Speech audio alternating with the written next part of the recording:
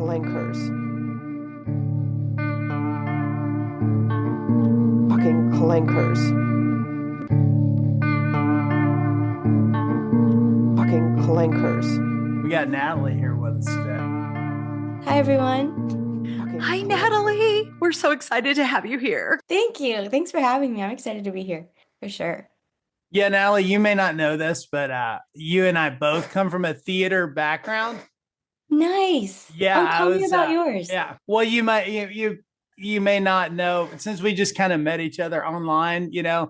I was in a very lauded version of The Music Man in high school. So I love it.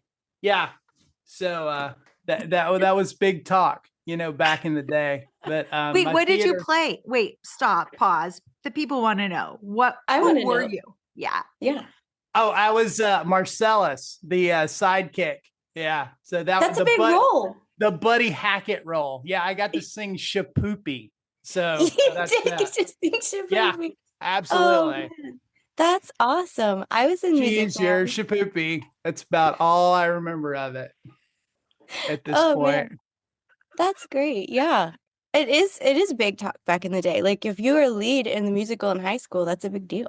Yeah, It was a big deal. It was a big, I mean, I resisted, but they sort of pulled me into it, So, Yeah.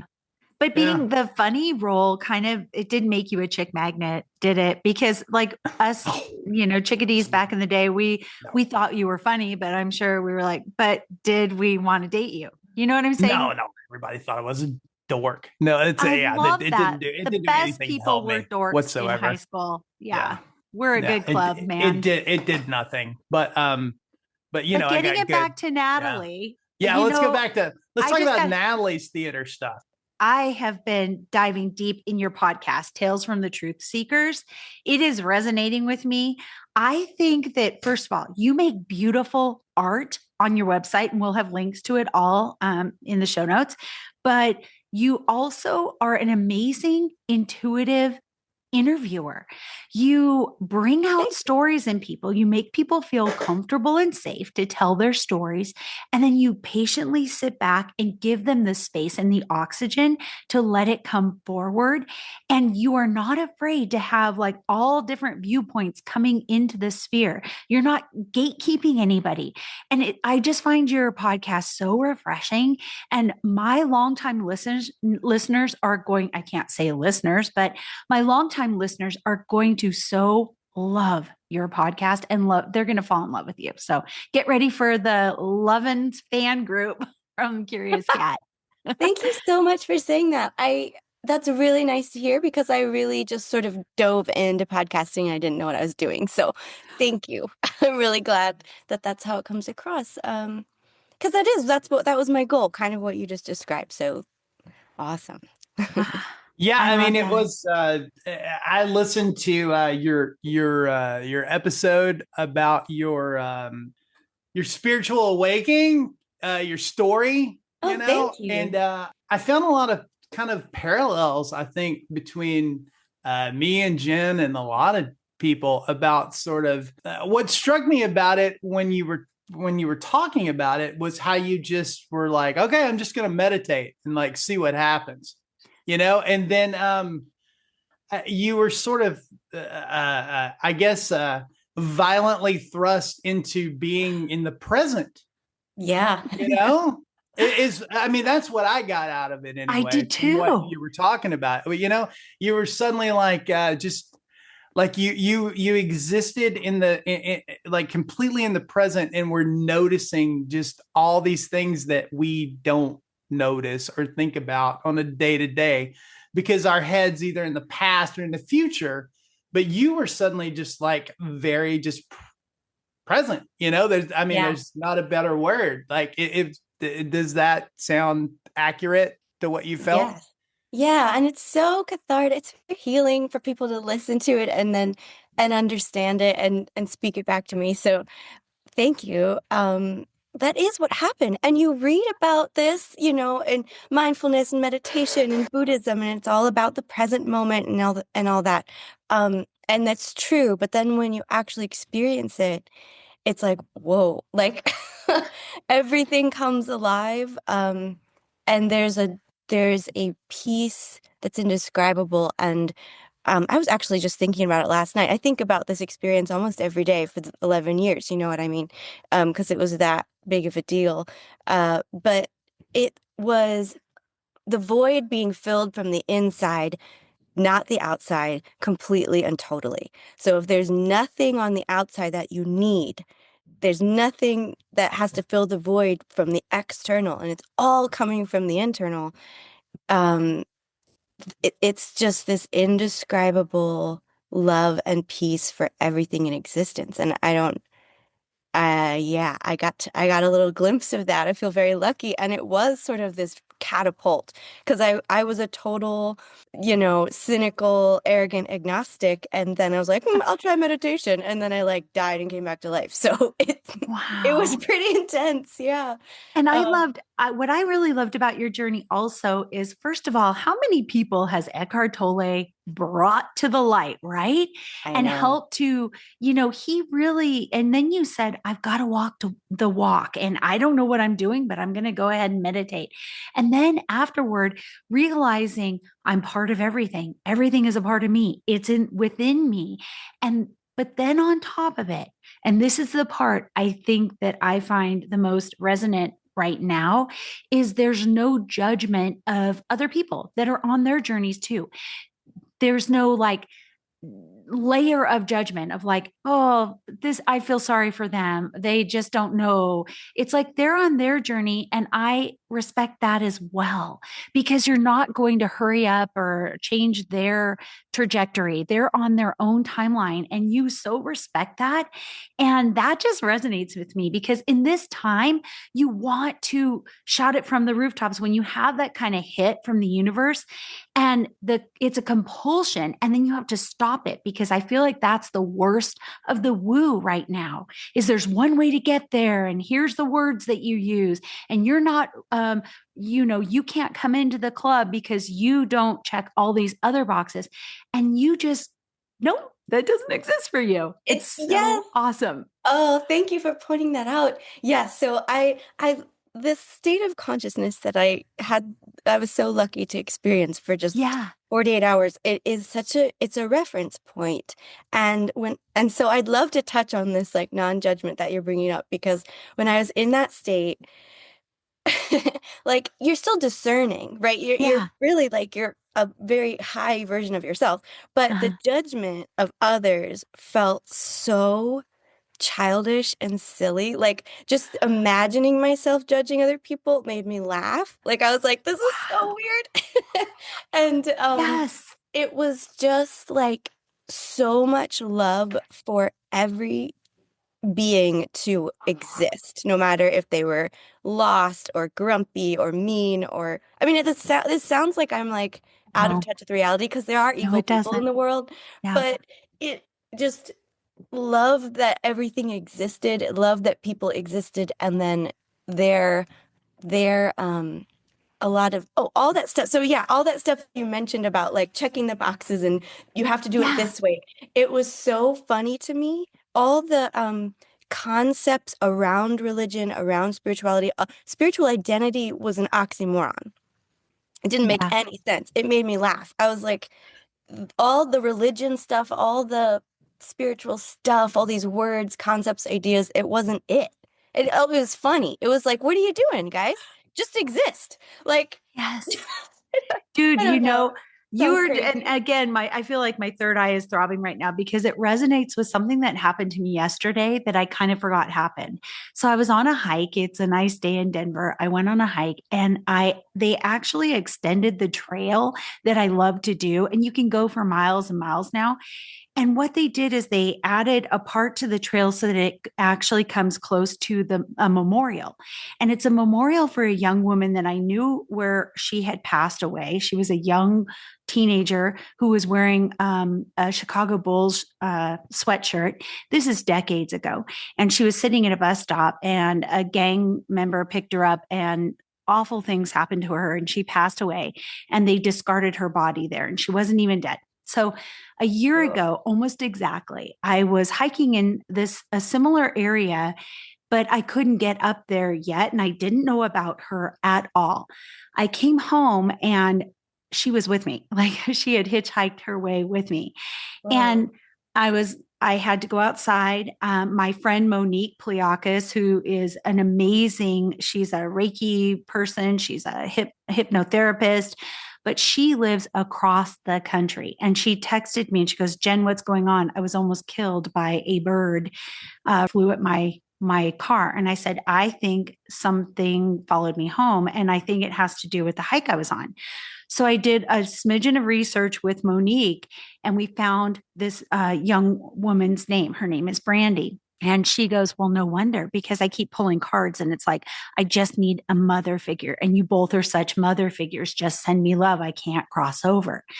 Okay. So I know this is called, right? And so we had to, and she was doing it in such a in our faces kind of way, and Monique knew it had something to do with me because we call each other crow sisters, because crows have always come to us and we're really connected through crows. So she said, I knew it had something to do with you. And I said, well, I just did this hike and something was attacking my throat and my gut. And I knew that it was something that was making me cry and I had to go outside. It was trying to get my dog to have a seizure. It was a very powerful energy. So we dug through, we sent her love, said she could go off to the beyond, and we tried to cross her over. And it's crazy because in the next few weeks, we felt her residual energy, but she was definitely leaving, right? But then the next thing that happened is I got, it was flu season. So I got sick and my husband was out of town. And I had in the dead of night this bang, bang, bang, bang on my front door. And I know enough about spirituality. I'm like, I'm not going to just open up the door and let whatever it is in. But I looked out the window, my cat's up my feet, and I saw the ghost of this man. And I don't see things visually like that. I just feel them. And he had his hands in his pockets and he was like, I know I was one of her murderers, but can you help me cross over? And I said, you know what? Boundaries. And I'm really sick, but put a marker on that and just wait for me and I will cross you over. But it's not right now. So fast forward a month, I get better from this illness. And I went, oh my God, I've left him on my front porch for a month. So it's the dead of night. And I stood out on my porch and I did sage, I did Palo Santo. And I just was apologizing to the wind. I said, I'm so sorry. I kept you waiting for a month. I heard from my guides, what is time? And I said, if I can help you to cross over, here I am, and let's do this thing. And there was this like swirl of wind, and then it was just peaceful. So now how it relates to yesterday, I'm on this trail. I didn't know that they had made the trail so that it goes past Brandy's memorial. It goes right next to it on the creek where they threw her body, where she was still alive, but they didn't know. And then she died.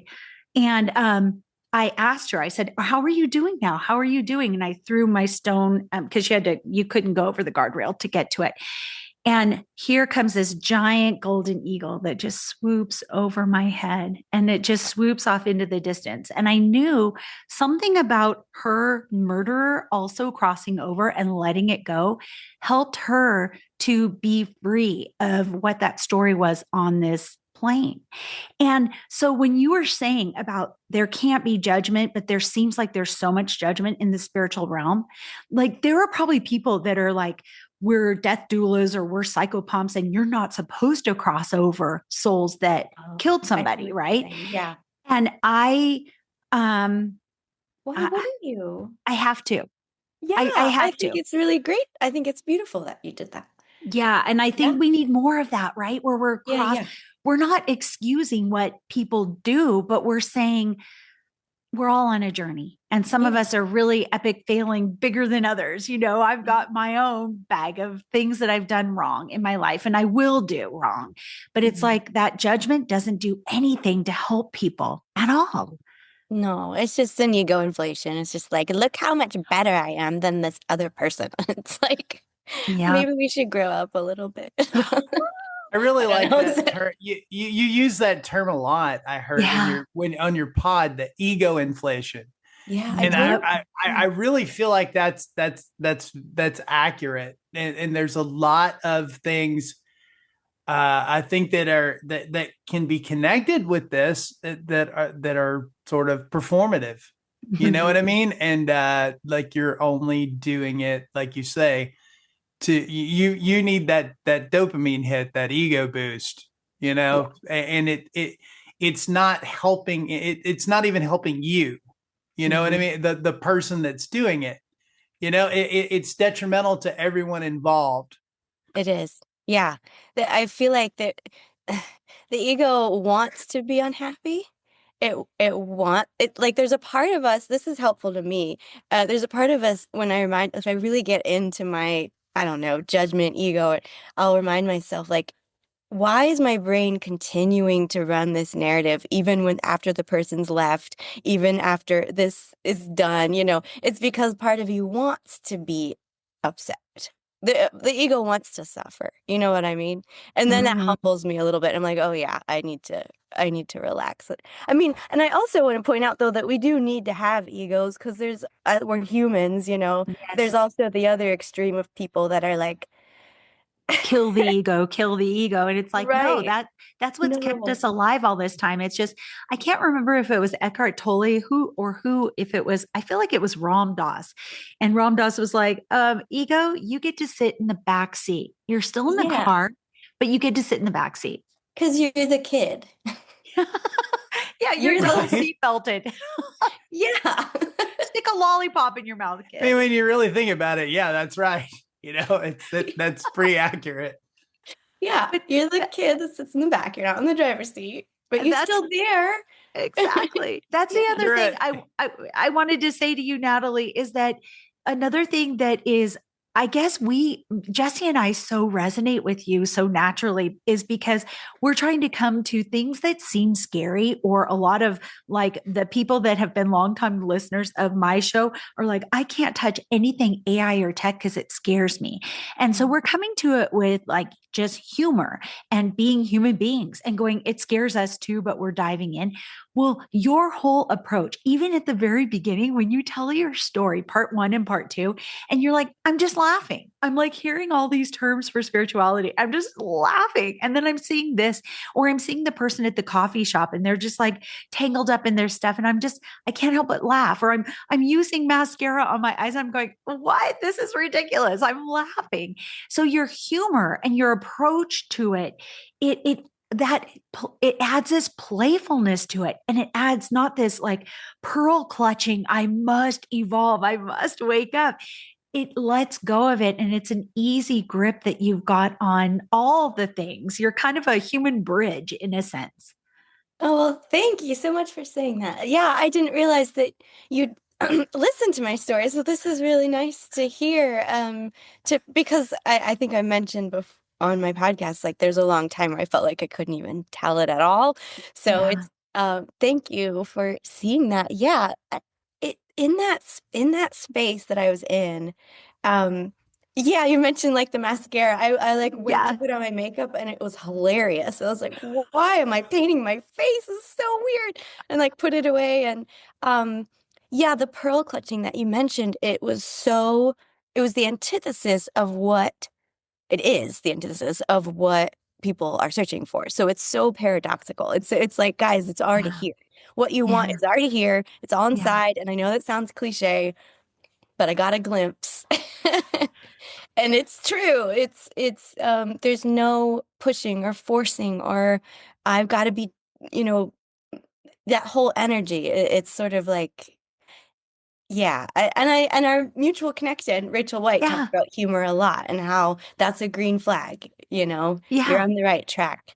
Well, you're just experiencing things, right? You're experiencing things as they come to you instead of trying to direct the narrative to one way or the other. And like, I mean, of course you're going to be like, oh, like you were talking about how you like Reiki presented itself to you, right?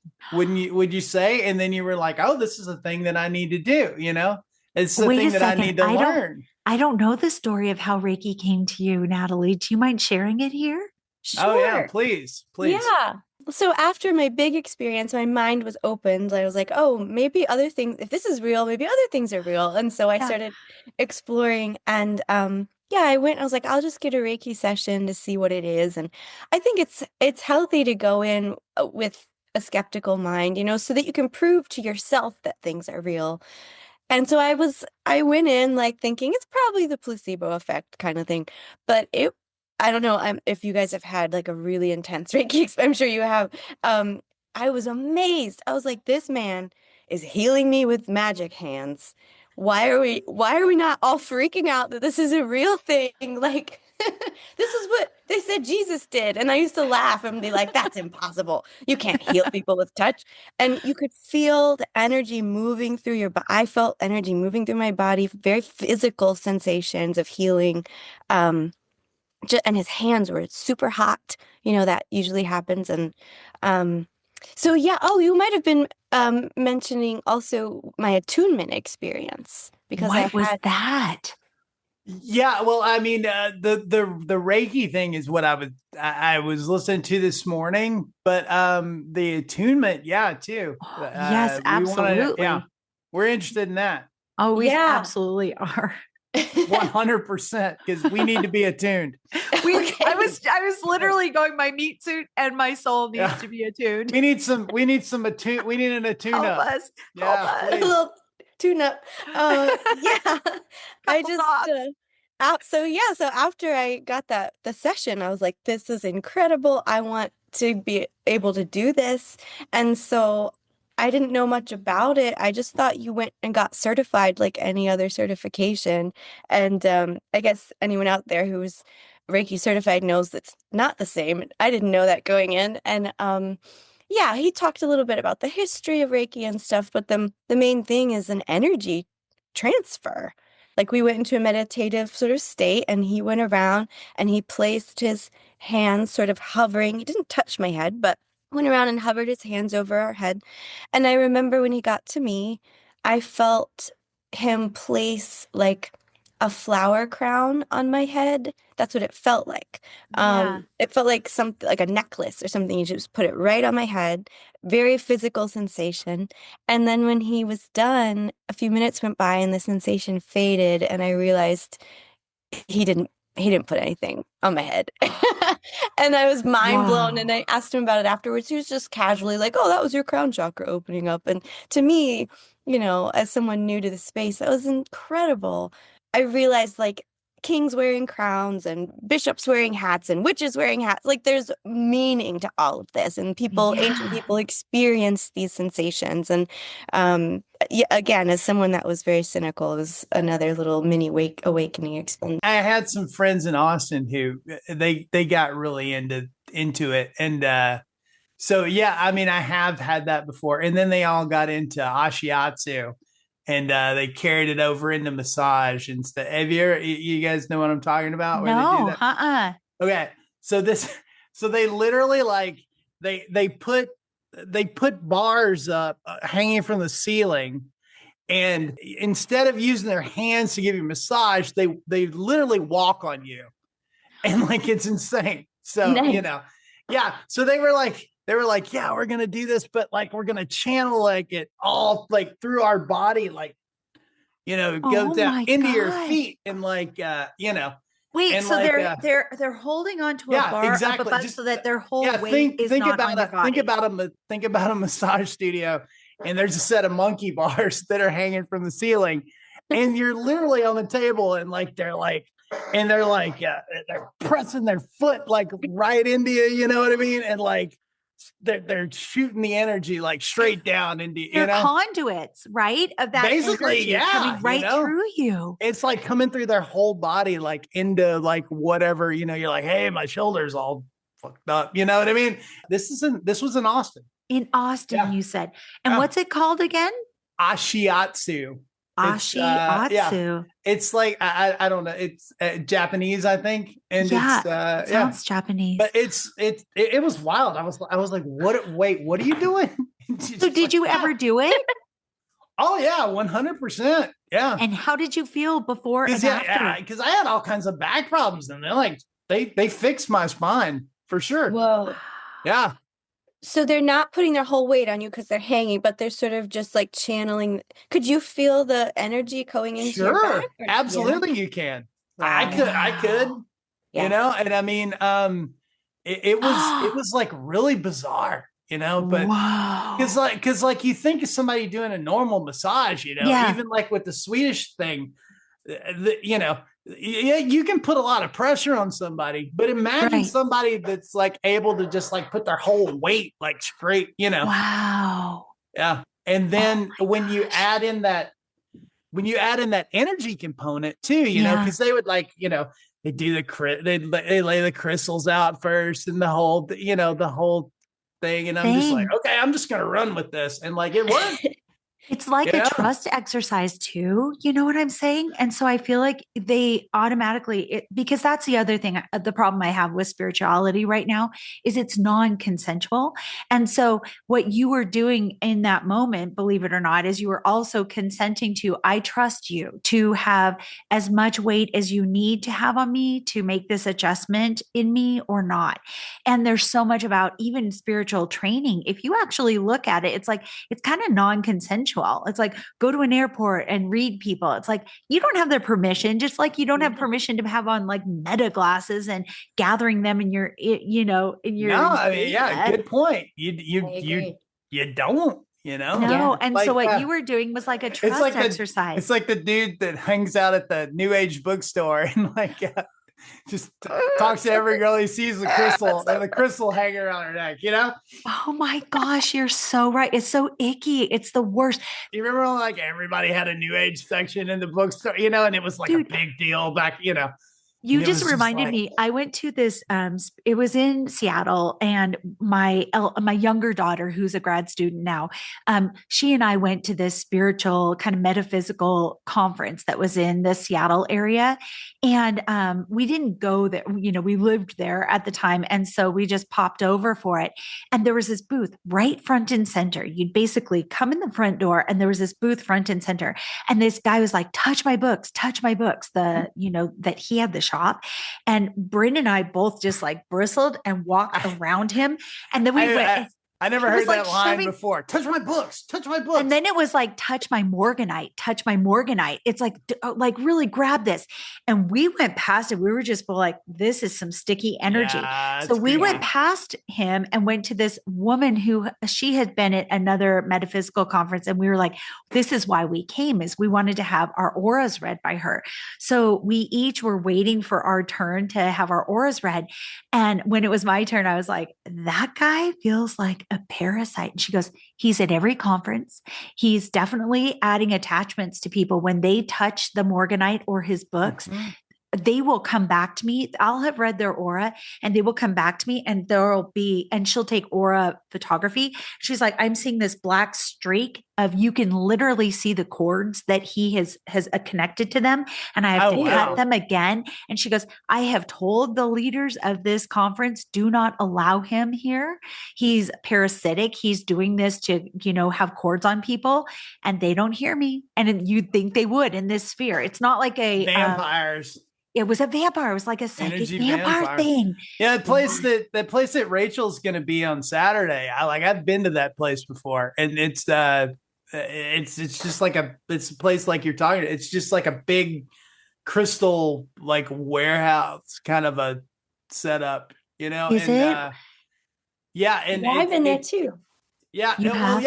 you know what, Natalie, and this is what I need you tell Jen. Like, you've been to Austin. Tell Jen how woo Austin is, and like Yes. how Austin should not exist in Texas if you really think about it. Like, place is almost like its own pocket dimension that like sits in the Yeah, I saw like a funny video where someone's like, it's the new LA. Everyone from LA is moving to Austin. And sorry about that, but we're all here now. And like, yeah, it is pretty woo. It's definitely a little like microcosm inside of Texas. Wow. Yeah, I wasn't there long. I just went to visit Rachel for like a weekend, but we went to the Crystal Emporium and things like that. And yeah, it's definitely a woo. How did you and Rachel find each other as friends? That's a good question. Okay. My best friend discovered her. So my best friend was listening to Nicole Bigley's podcast. Rachel went Yeah. on that. So my best friend Liz found Rachel through that, started following Rachel. And then she was like, Natalie, you would love this woman. You need to get on her Substack. You need to listen to her podcast. I was like, yeah, okay. And then a few months went by and she's like, no, really, you would love her. And so I was like I was a fan. I was like a Rachel White fan. And Aw. then I followed her and she saw one of my little poems I wrote about what was it? It was about basically everything I've been saying on the podcast is it's all these external things are just tokens Yeah. and you're really searching for something inside, and she like loved the poem and connected with me and asked me on her podcast. And I was like, Wow. "Yes, I'm a fan of you. I'd love to be on your podcast." It was a big deal. It is a We- big deal. Yeah, we recorded with her the other day, and Jen and I were both like, "Oh, how did we meet Rachel?" Like, and it's like it seems like I was like, we've known her like Forever. 4 years. You know what I mean? And Yeah. like it was like a month ago. You know, and Yeah.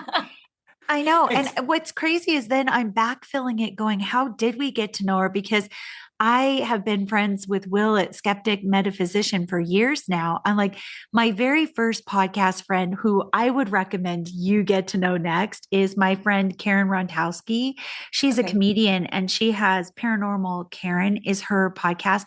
Now she's had to really dial that back and she's only going to be doing like twice a year now because she's on tour with her comedy. She's hilarious. Nice. I love that she's a comedian. Right. Yeah. And she's the OG person that's like, I'm going to pull tarot cards during my show. That's like her big thing. And other people are like trying to take it from her, but she's yeah, OG. it's really cool. She's like a woo comedian. Yeah, and I mean, she's awesome. great. So she found, but like she's funny and she like knows her stuff too. It's yeah, like, you and know? she found That's my cool. podcast and I found her like in early days. Like, and I was like you, I didn't know what the heck I was doing. I was actually an author and my dad was a storyteller. He passed away and I'm like, I need to continue to tell stories, but then all this spiritual stuff was happening to me. So that's how it happened.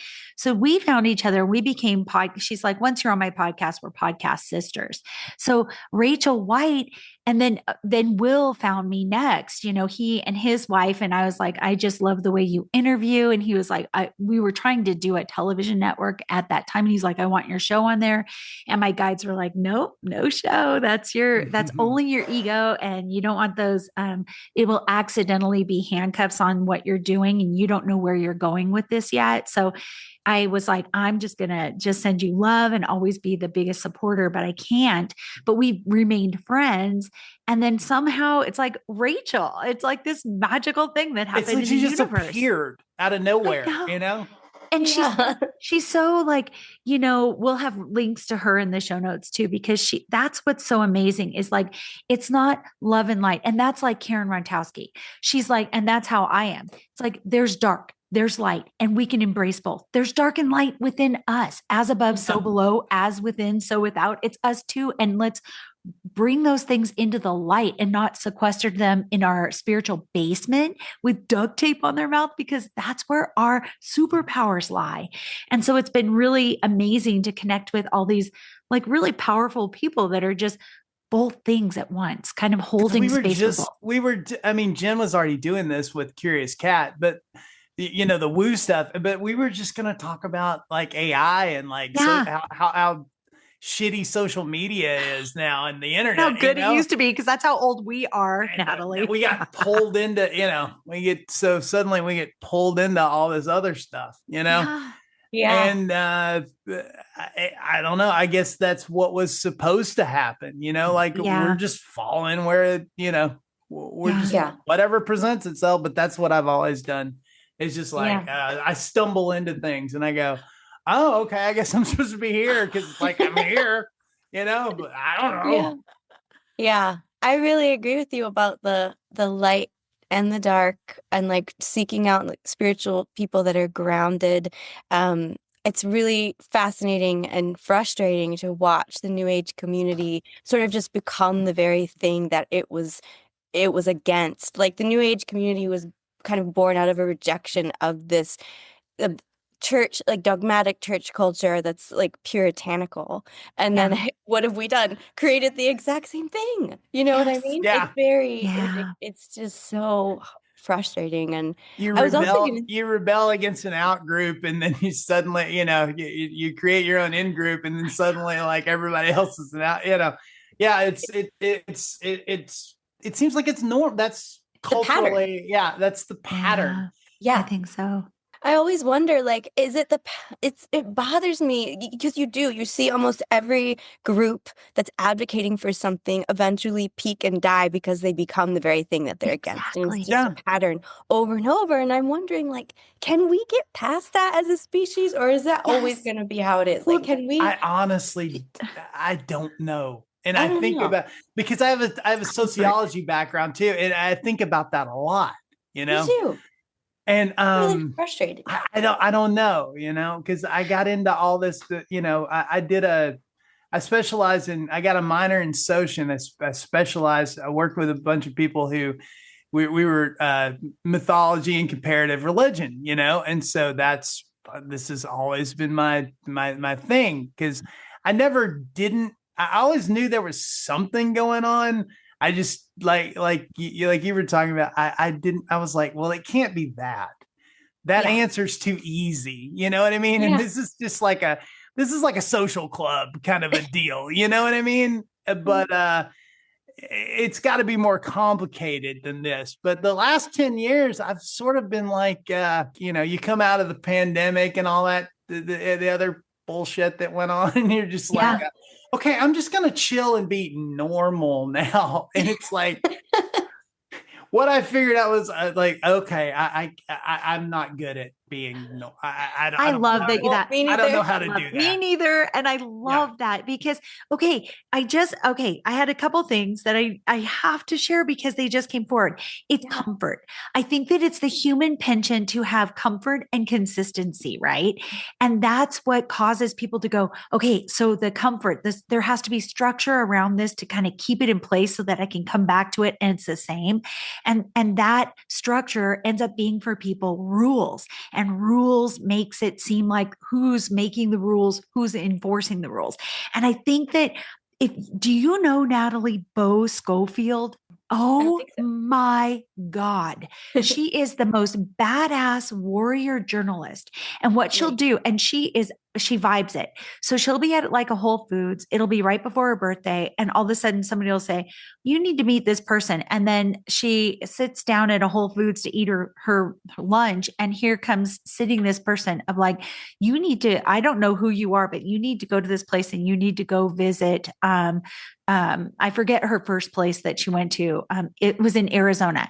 So she said, you know what? The universe just told me what to do on my birthday. She goes down this path and she starts dipping into this thing that feels so good. It's a woo community. And the more she gets into it, she's like, this feels cultish. And she started so she's infiltrated multiple cults accidentally and sometimes on purpose. And she's been outing them. And so when you see like a documentary about Mother of God or this or that, it's like Scofield is a badass. And on top of it, it's like she is in a very vulnerable population because she's trans. And so she's like, I am in these spaces that are in the middle of nowhere. And I'm in places where they would kill me just because I choose to use the bathroom that makes me feel comfortable. So on multiple levels, she's just this badass. But she's like, it all often, and I don't want to paraphrase her because she is so artful and amazing. And her career is so epic, but so she can say it better for herself. But all of these groups, they have a kernel of hoping for the best and wanting to do something better and wanting to help and heal people. And that is like this little kernel. And then it's like exploited and become a control mechanism for people. It just makes me so mad. It's so, because then they can't see it for what it is because they are connected to that kernel. So they're blinded by their own natural inclination to want to be a good person. So just watch The Vow. Yeah. All the people they got pulled into Nixon, I know. And that does tie into the theme of technology because I really it's so hard to watch. To put it bluntly, the algorithms brainwash people to create these subcultures online, which are actually now more like cults online. Yeah. It's really hard to. It's interesting because we were just talking about how we met Rachel and how we met all these Yeah. beautiful people through the internet, which is like this lovely, nice side of social media. Like I I wouldn't mean, even. there's still cool parts of it, There but I is. mean, but at the same time, Is it wow, worth yeah, it? Okay. what you're talking about, But the yeah. common denominator, I would argue, is thank you guys, is being uncomfortable. So Substack is kind of, it's a little bit more free. Like, so a lot of independent journalists have landed there. I've been there for a lot longer than them, believe it or not. But, I don't have a lot to show for it. Didn't matter to me. I just wanted to put my story somewhere that felt right. But there, you can easily collide with maybe viewpoints that you feel a little uncomfortable with, and then read them and get something out of them and go, I think I just grew as a person and my perspective grew. That's what it's all about, right? That's what we used to do. That we Yeah. used to have debates. You used to, you would have people that you didn't necessarily agree with. It was cool if they came to a college campus to give a talk because that spurs debate. You know what I mean? Yes. And now it's just we've all just like, nope, can't even hear what. And I mean, No. whatever. I'll listen to whatever anybody. I'll okay. Tell me what your deal is. You know what I mean? Yes. I'm not saying that I'm going to be into it, but you got the right to unless you're Hurting actively people, physically hurting someone. people. Yeah. Yeah. But And I think that's where it kind of started. Remember when they but all started this making stuff's moved. words into weapons? Yes, ma'am. And all this stuff is moved over to the internet. You know, Yeah. this Yes. and I think that's one of that's the first thing with me with Rachel that resonated was when she started talking about Aramon and like that whole, and I was like, oh yeah, okay. That's a literal demon in the machine, and you can take that literally or you can take that wooily, I mean, it doesn't really matter, but it's true either way, it's things have, things are actively dividing us, and They are. our contention is that AI is just going to make that worse, and It's it's going to make exploiting, it's people expediting that. lose their minds because people already don't know what's real and what's not real. Yeah. And then now we're going to have AI creating lifelike video and stuff of where you're going to go, is that a real video clip or is that not, Well, or did I the was thinking clankers about make that. I was somewhere and I was thinking about that, and somebody was saying, and I'm pretty, I'm still on X. I got off of Instagram, anything Meta, but I'm still on X because that's where I started when we were authors, Jesse, remember? And so I have my author front and then I have my curious cat front. But I saw this video and they were like, oh, my cousin needs a shout out because she's missing. And my first thing, because of all this stuff with the AI slop, was like, is this real? And that's the worst price for technology, is if it dehumanizes us. Oh, I'm skeptical and I don't believe anybody's suffering. It's like, unless I see it firsthand. So it's not real. And that's pretty disgusting. I can assure you that people are suffering. Yeah. Yeah. That is a thing that is going on. Okay. Yeah. You don't have to, you don't have to have somebody make a TikTok video to prove it to you. Like that's going on in you could take that all the way back to all life is suffering. And I mean, so that is a thing that's happening. Yeah. Yeah. I think the distortion of reality, it's really interesting because your podcast is literally named as AI the Devil. And if you want to think about it in really simple spiritual terms, if God is truth and the present moment and reality, just creation happening in front of us in the present, if God is truth and reality, then the distortion of reality would by default be the devil. You know what I mean? Yes. So it is really unfortunate that what you were saying, people don't know what's real. Yeah. That's really bad. It's a really bad thing. That's really bad. That is going to lead to psychosis and the what did Kurzweil call it? The singularity. And that where you lose all sense of like what reality is and what reality is not. And I have friends who make the point, they're like, well, whole system needs to collapse so we can start over. But okay. Kinda. Yeah. Okay. Can we do fair, it gently? fair point. But Yes. do we have to do we have to march toward total destruction to accomplish that? We kind of do. Natalie, you had a guest on your podcast that just gripped me, and I'm blanking on his name right now because he was basically gathering literal news clippings, and the contract that they had, they didn't want all the news clippings anymore. They were like, no, don't show it. Yeah, please share with us about that. That was okay. I made that episode as an emergency episode when I kind of like had this awakening around the evils of the algorithm. And I started looking at other people's algorithms and being able to witness that we really are living in different realities. And it's scary. And it makes people look like evil demons if they live in a different reality than you. They look like they're bad. They're not bad. They're just seeing a different reality than you are. And it's really scary. So, so I freaked out and I made that episode as a bonus episode. And his name's Anthony Miller, and he's a former intelligence analyst. And he had contracts with corporate companies and with the government to gather information. That's what they do. They gather information, and then these corporate companies and or the government buys the information to use. And I'm probably butchering this, but he came on my podcast and was like, basically, I was on the inside, I gathered the information, and I watched these entities manipulate the information for the public. Like, just straight up, just like we're not getting the truth. And it's really important that everybody knows that we're all being psyoped a little bit. I think it's huge. I thought that episode was incredibly powerful. And I thought I knew, but then it just blew my mind to see it firsthand. He's like, we don't want clippings of civilian deaths in Syria. We want that not to be a thing. So this journalist that's reporting on it, we don't want him in the clippings anymore.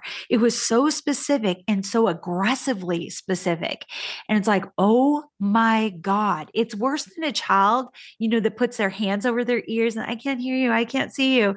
And we're all living in their world if we choose to believe everything that's in the mainstream media, Yeah.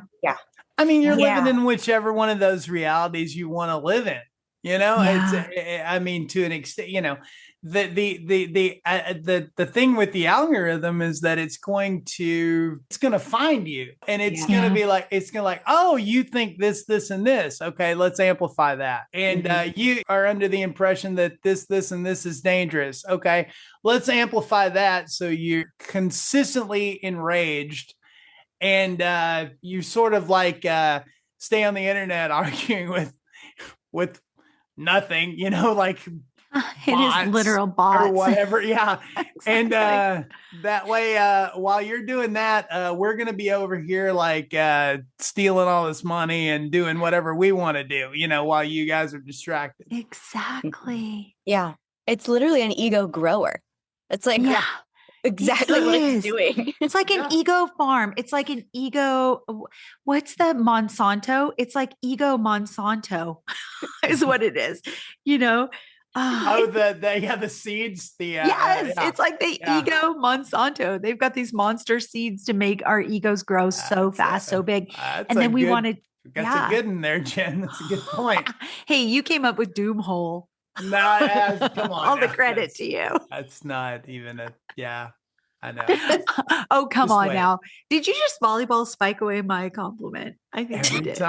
Every time. He's so uncomfortable. I feel like it's going in a special notebook. I don't know how to do compliments. Thanks. I'm sorry. I feel like when you get those compliments, they go into a little notebook. You're like, I'm going to go over those because I didn't feel safe with my therapist when you said you love me, that I did something good. And I could you imagine like if I actually had a therapist, that poor person, you know what I mean? Like, don't make AI your therapist. Have we learned anything from the Doom holes?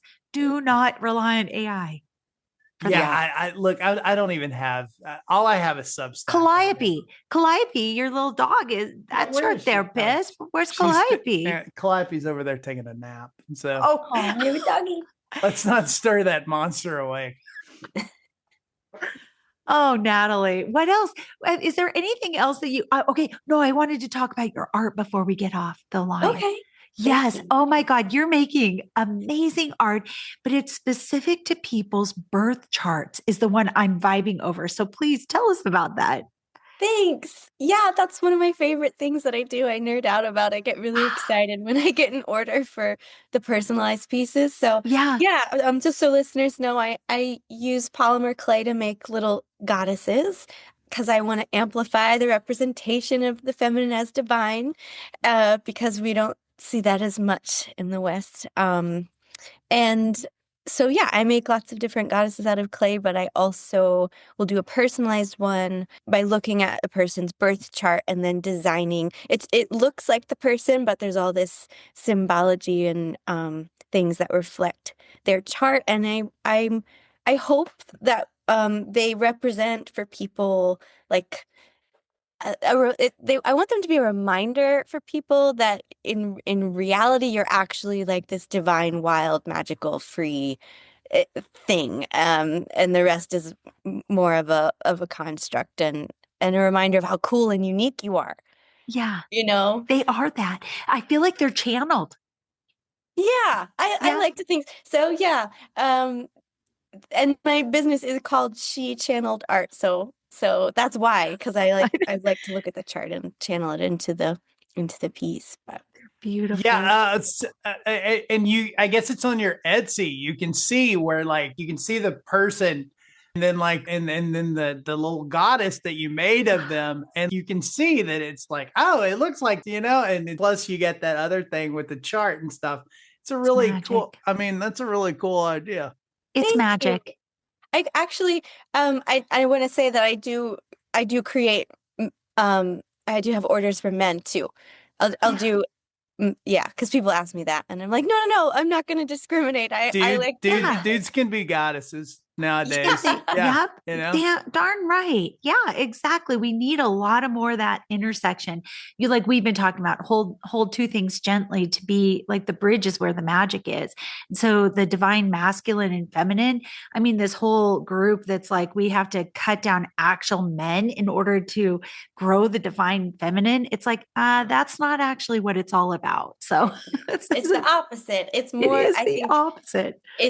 It's acknowledging the enlightened masculine and what that brings to the feminine to complete her.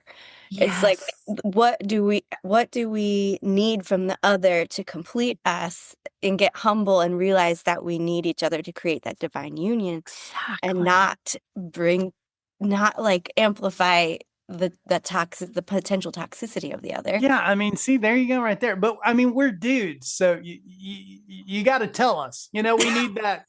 We need that instruction. You know what I mean? So you got to kind of point us in the right direction. Being specific. We need Natalie to explain it a lot, because that was perfectly said. Because we will just literally just like hang out, like, and have like we'll just hang out and like get like an old spool of wire to be like our coffee table and I mean, Are you looking at one right now in your realm? Well, like, no, I'm a little past that, but not far. How do you use your 5-gallon the bucket? days when I first moved to Los Angeles and used to just like drive through the alleys to like, that's where I got all my furniture. Oh my God. I feel like you have one of our old couches from Sherman Oaks. That's a true story. I mean, it's probably, yeah, Oh my God. That's amazing. I would just be like, I don't know what's wrong. I don't know what's wrong with that couch, but it looks fine to me. But you know what I hear in that also, because I've been going deep on true crime lately. Like, how did you not catch any serial killers, Jesse? How I could have just like turned into a serial killer at any moment. I'm not saying turned into. I'm saying turned in a serial killer. Hey, who says I didn't stop a serial killer? Thank you very much. Oh, maybe you haven't shared that story. Yeah, I like to think I did. Dude, Okay. at what point can we call AI a serial killer? I can tell you a story about a serial killer that I knew that and this is real. Like, it will blow your mind.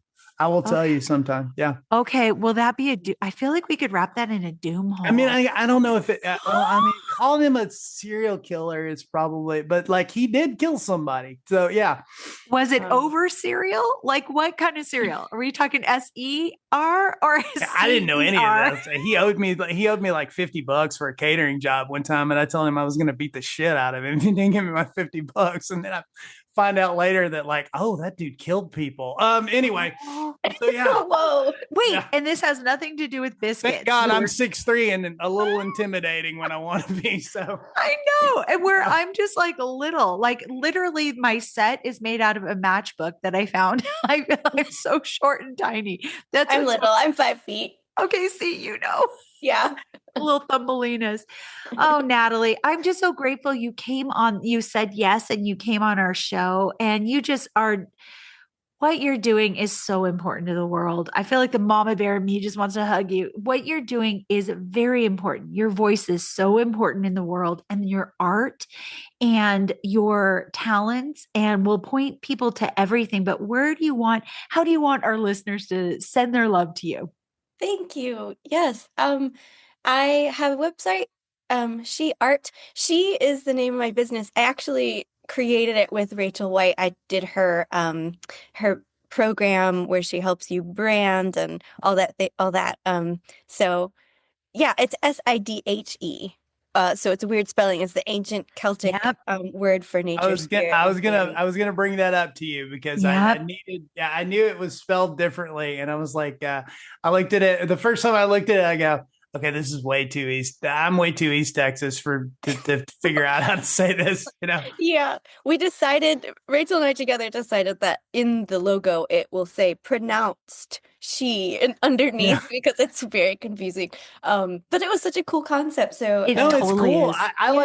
You should, Jen. You should look it up because I have been. I've been like, it's all like fairies and stuff. No. Yeah. Fae are my people. I'm a mountain troll. I feel like, do you know that you're Fae? I feel like this, right? I mean, wasn't it you that we were on the thing the other night and talking about fairies? Like you and Rachel were talking about getting fairies intoxicated or something. Yeah, that's what I thought. Yeah, it was probably Rachel that was talking about getting fairies intoxicated. But yeah. Rachel needs boundaries. Those fairies come in her house. I'm like, dude, my fairies know to stay out in the yard. I'm like, you got to stay out here because otherers I can't sleep. It's not a party and all the way time. She throws it out there, like, yeah, I heard all this like chattering in my house, or music. And I was like, you're gonna wake up the dog, and the fairies are in my house, and I'm just like, maybe put up some more of them iron spikes you're always talking about to keep the fairies away or something. Something's up with them. But anyway. Yeah. Oh my gosh. Well, please come back and visit us anytime. Just know you have an open invitation anytime to come back. Thank you. This was so much fun. You guys are great. I laughed a lot. I hope. I mean, that's what we're trying to do. And I hope so. And we don't know. We're figuring a lot of this stuff out, you know? And so and some of the stuff we talk about, especially getting into the tech and the AI, is pretty heavy nowadays. Yeah, it is very heavy. We're like, hey, look, we gotta kind of make people laugh too. Yeah. Or can't just throw doom and gloom out there constantly. That's not good for anybody. It's not healthy. Yeah. No, it's You gotta absolutely laugh not through healthy. the apocalypse a little bit. I know. It's the craziest. It's the funniest apocalypse ever, if you look at it that way. It's the silliest one there's ever been. Well, and also it's like being human, laughing, crying. Those are such human things, being vulnerable, that AI and the machine can never be. So we just need to be more of it, however we can be. Good point. I agree. All right. Well, lots of love to everybody listening and love to Natalie. Thank you. Thanks, Natalie. Thank you for Natalie. Thanks. Fucking clankers. Fucking clankers.